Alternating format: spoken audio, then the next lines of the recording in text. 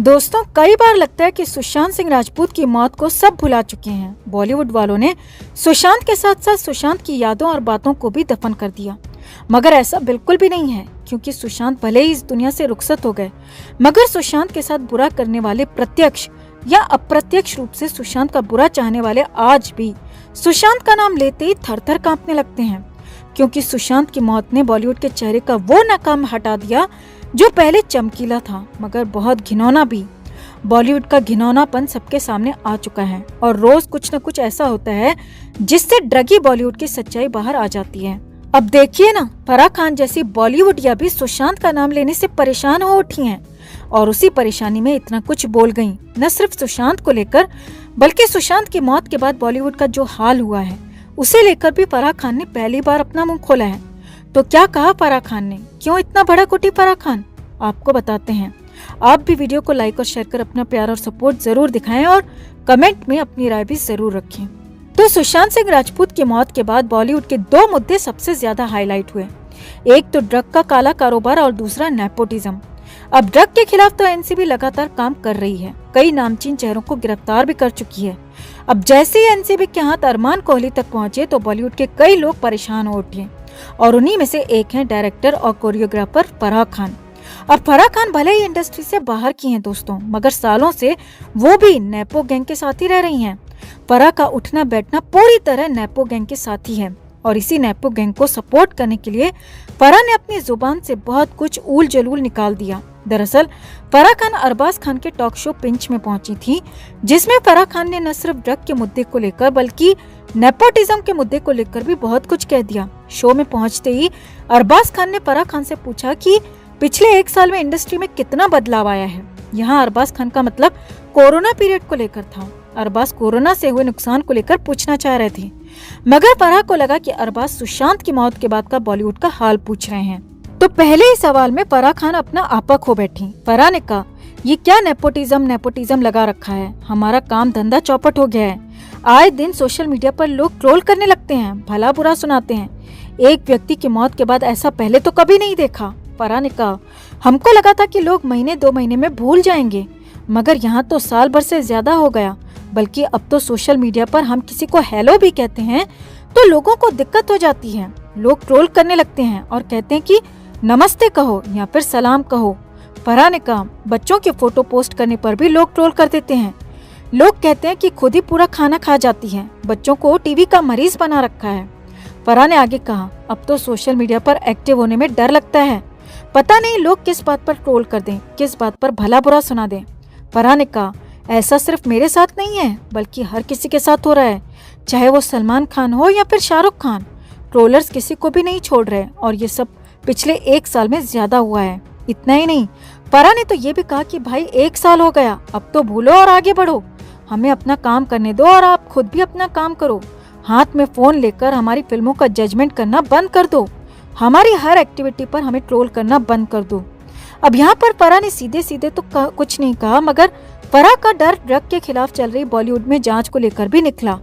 फराह ने कहा, अब तो किसी का फोन उठाने में भी डर लगता है, पता नहीं किसकी गिरफ्तारी की खबर सुनने को मिले, किसके घर में कब रेड पड़ जाए, कुछ भी पता नहीं है। यहाँ फराह ने सुशांत के फैंस को ताना मारते हुए कहा, अगर नेपोटिज्म से इतनी ही प्रॉब्लम है तो फिर शाहरुख खान की बेटी की फोटो या फिर करीना के बेटे की फोटो को सर्च करना बंद क्यों नहीं करते। मतलब फराह खान यहाँ पर पूरी तरह सुशांत की मौत के बाद बॉलीवुड में जो हालात पनपे हैं उन्हें लेकर बेहद बुरी तरीके से भड़की हुई हैं। फराह का गुस्सा इस बात को लेकर है कि सुशांत के फैंस बॉलीवुड की तबाही को लेकर कितने डिटरमाइंड हैं और ड्रग ने जो कमर तोड़ी है उसे लेकर फराह खान तो क्या कोई भी सीधे सीधे कुछ भी कहने की हिम्मत नहीं करेगा। अब फराह की इन बातों से अंदाजा लगाया जा सकता है दोस्तों कि बॉलीवुड में अंदर ही अंदर कितनी घबराहट और डर का माहौल है। तो बड़बोली फराह की इन बातों पर आपका क्या कहना है, आप भी कमेंट में जरूर अपनी राय रखें। दोस्तों, 23 जुलाई को जिस वक्त राज कुंद्रा की कोर्ट में पेशी हो रही थी उस वक्त शिल्पा शेट्टी के घर पर क्राइम ब्रांच के ऑफिसर्स पहुंच चुके थे। जी हाँ, जुहू में शिल्पा शेट्टी अपनी फैमिली के साथ जहां रहती हैं वहां पर क्राइम ब्रांच के ऑफिसर्स की एक टीम पहुंच गई। शिल्पा शेट्टी के घर पर छापा पड़ा। ये छापा शिल्पा शेट्टी के पति राज कुंद्रा की एक और कंपनी, एक और स्ट्रीमिंग प्लेटफॉर्म जिसको वो प्लान बी के तहत शुरू कर चुके थे, उससे रिलेटेड है कि आखिर इस कंपनी में क्या होता था और इससे रिलेटेड फाइनेंसेस और डॉक्यूमेंट्स के डिटेल्स के लिए शिल्पा शेट्टी के घर पर क्राइम ब्रांच की टीम पहुंच गई थी। ये नई कंपनी है जिसका फुल फॉर्म है जल्दी लाइव स्ट्रीम। राज कुंद्रा खुद इसके फाउंडर और इसके चेयरपर्सन हैं। इस कंपनी के ऑफिसेस इंडिया के अलावा यूके, सिंगापुर और यूक्रेन में भी हैं। अब यहाँ जो सबसे हैरान करने वाली, सबसे चौंकाने वाली बात निकलकर सामने आ रही है वो ये है दोस्तों कि लास्ट ईयर सितंबर तक शिल्पा शेट्टी की मां सुनंदा शेट्टी भी इस कंपनी में पार्टनर थीं।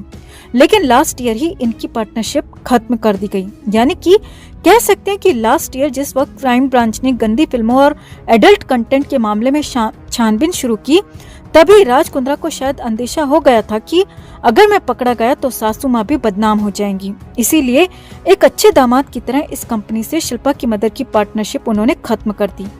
मगर अब इस खुलासे ने कई सवाल खड़े कर दिए हैं, जैसे कि क्या शिल्पा शेट्टी की मां सुनंदा शेट्टी अपने दामाद के काले कारनामों में साथ दे रही थीं? क्या उन्हें कुंद्रा के काले कारनामों के बारे में जानकारी थी? अब वो इस कंपनी में पार्टनर रह चुकी हैं तो ये सवाल उठने लाजमी हैं।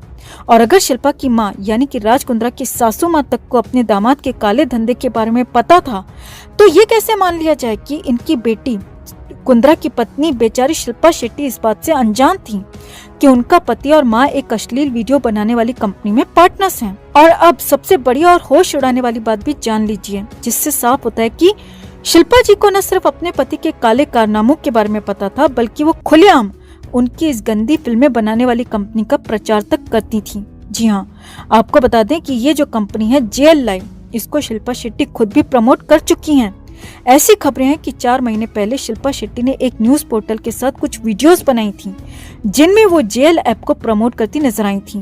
तो अब जब क्राइम ब्रांच के ऑफिशियल्स शिल्पा शेट्टी के घर पहुंचे तो कहा जा रहा है कि शिल्पा शेट्टी से भी पूछताछ हुई है इस मामले में कि उन्हें इस जेएल के बारे में क्या पता था। जेल का ऑफिस मुंबई के अंधेरी में स्थित है दोस्तों। इस ऑफिस पर कुछ मीडिया के लोगों ने जब जानकारी लेनी चाहिए तो गार्ड ने बताया कि ये ऑफिस ऑपरेशनल था। लॉकडाउन में भी ऑफिस चल रहा था, लेकिन जब से राज कुंद्रा की अरेस्टिंग हुई है तब से ऑफिस की हलचल बंद हो चुकी है। यहाँ पर अब कोई भी काम करने नहीं आ रहा है। आपको बता दें कि इस ऑफिस में भी क्राइम ब्रांच ने छापा मारा था और कई गंदे वीडियोस यहाँ से भी बरामद किए गए थे। तो धीरे धीरे शिल्पा का झूठ सामने आ रहा है कि वो कुंद्रा के काले कारनामों का प्रचार तक कर चुकी हैं और हम सबको बेवकूफ बनाया जा रहा है। अगर आप भी हमारी बात से सहमत हैं तो खबर को लाइक और शेयर कर अपना प्यार और सपोर्ट जरूर दिखाएं। साथ ही कमेंट कर अपनी राय भी शेयर करें। हर अपडेट के लिए बने रहें हमारे साथ, क्योंकि आप हैं तो हम हैं।